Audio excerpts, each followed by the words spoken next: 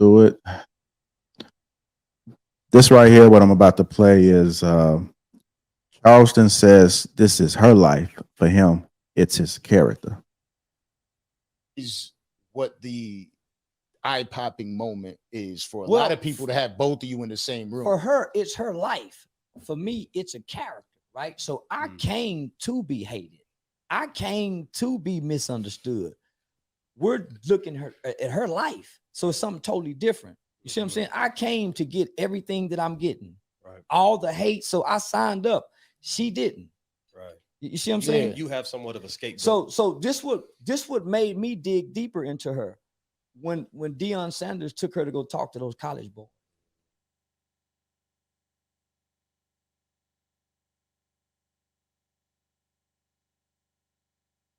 All right. So let me go ahead and bring this up. Charleston said this is her life.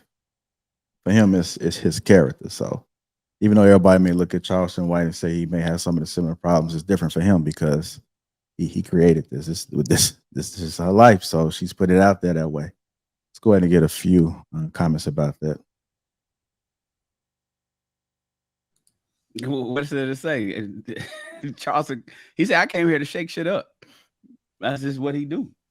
You know, he came to he's, you know, I hate everybody is what his character. And so, you know, he's just, but I'm glad he's there to ask her questions and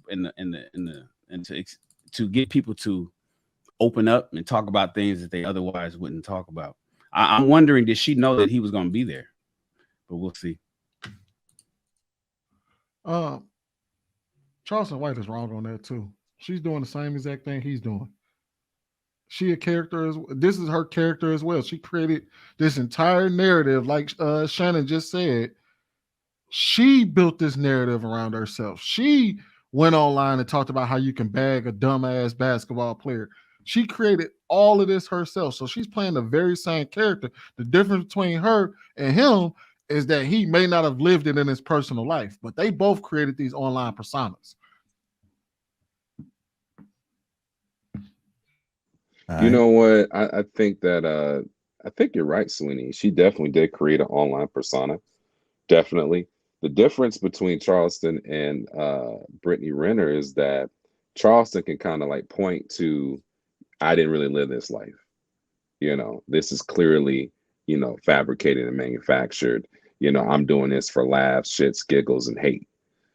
With her, you can't really separate the two too much. Like, yes, she's putting on for the cameras, but I don't think anybody's really seen the real true Brittany Renner because she keeps that hidden and deep in the dark place because, you know, she's got a lot of issues. She's got a lot of things that she has to unpack and, you know, she's got a lot going on.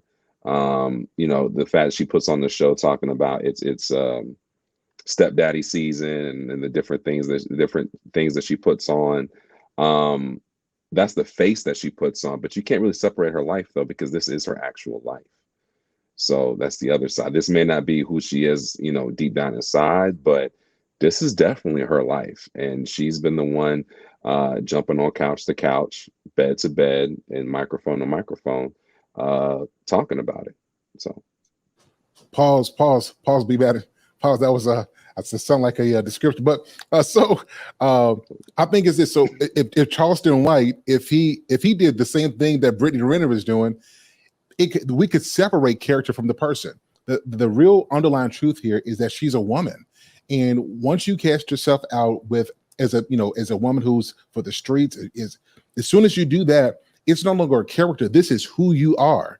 And in the world of social media, you don't get a chance to run from that. So I think Charleston White is speaking not only the truth in that interview, but I think on a deeper level between men and women, there were certain things that if a woman does, it follows her forever. Like you guys see what's came out about Marjorie Harvey, like the stuff in her past. You know what I mean? All that stuff at some point for a woman, it comes back up to bite you later. And I think that that's what Brittany Renner was doing. So even if this is not a character, she set herself up that even if it's not her real life, from the perspective of people online and in the world, it is her life, and we see her as such. Sir Hell, we talking about Marjorie Harvey's like past or present? I'm confused. Yes. Let me stop. Let me stop. Bruh. No, that's funny. Anybody else want to add anything on to Is that this? too soon? Is that too soon? Everybody, people love Steve Harvey. Is Just a that too bit. soon? Just a bit. Okay. All right, Purple Pill, you want to add anything on this? Nah, not really. All right, just let me know, Purple Pill, when you're ready. All right. All right, y'all. Y'all just tuned in. Welcome to King Talk. Hit that like button. Also, make sure you subscribe to the channel. We're gonna continue to comb through this. We did have a super chat, I believe, that came through. Now, Sir Hell became a member, man. Shout out to you, Sir Hell, for becoming a member, man. Shout out to you. Salute. With that being said, let's go ahead and get to it. Fill a tease too, you guys. Click that tease link that's in the description. Bring the video back up.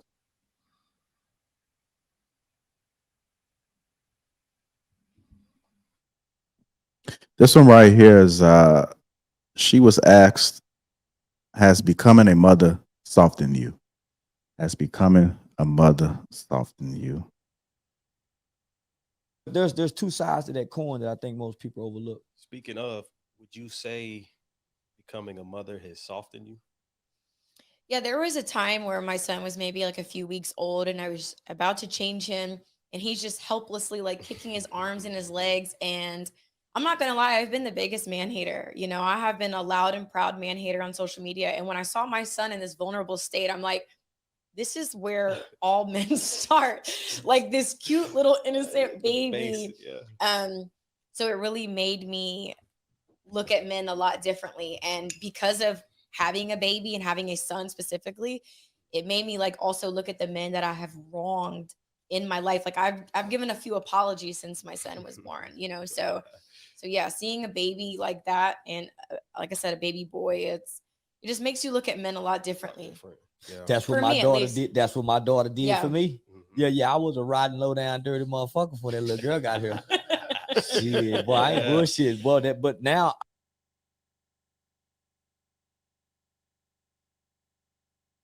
All right, go ahead and get to it. And you guys said that she didn't really care about the men, but she's showcasing that she does. She has a change of heart now to her son. Yeah. She was asked that becoming a mother soften you. Go ahead, Luis. Yeah, I mean, it's easy for her to say that in hindsight now that she is a mother to a young boy. But would she still feel the same way if she had a daughter instead? Would she still feel like she would be a man hater if she had a daughter? And I think that, yeah, I think that she would still be a bigger man hater if she had a daughter, because she would then project her experiences through the lens of her daughter. Like, this is what my daughter is going to face in the future and stuff like that. Obviously, when you have a son and you're looking at it through the lens, like, yes, he's young, he's vulnerable. The way she kind of broke it down was exactly that. But how could you walk in the world outside and have resentment for men when you yourself are a mother to a young boy who will become a young man one day, right? So it makes her kind of like sit with herself and think about it on a deeper level. So I don't know if it's really softened her, but I think it's pulled the big mirror right to her face. And I think that, where she's at this moment in life, and, especially people who go through these transitions, they really haven't done any kind of like work or have talked to anybody in a professional capacity to kind of unpack why they feel certain type of way, why they think the way that they do. Nobody stops to really challenge themselves. Like, how did I get here, really? Right? Because men didn't wake up one day and just treated you the way that you were treated or perceived, right? You put out a certain aura, a certain energy, and a certain behavior that attracted a certain type of low vibrational caliber of men, and you've gotten the results that you've got.